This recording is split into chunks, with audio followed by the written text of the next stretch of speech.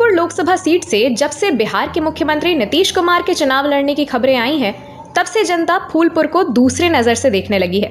JDU के युवा wing के राष्ट्रीय सचिव नीरज पटेल ने फूलपुर लोकसभा से नीतीश कुमार के नाम की चर्चा पर बताया कि नीतीश कुमार एक बड़ा नाम है, वे कहीं से भी चुनाव लड़े, जीतने का टोटा नहीं रहेगा। फूलपुर ऐतिहासिक सीट है और देश को इसने नेतृत्व दिया है। देखिए, नीतीश जी देश का एक बड़ा नाम है, तो नीतीश जी चुनाव कहीं से भी लड़ जाएंगे तो उनको जीतने का टोटा तो नहीं होने वाला है। वो कहीं से भी लड़ जाएंगे, चुनाव बहुत भारी बहुमत से जीतेंगे।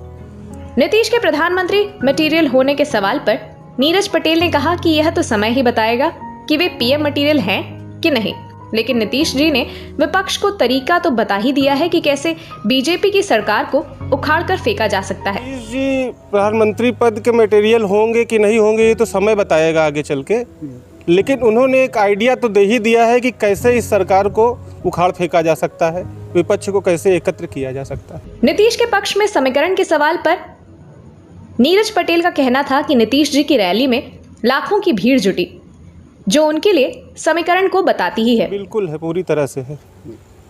समाजवादियों का गढ़ रहा है।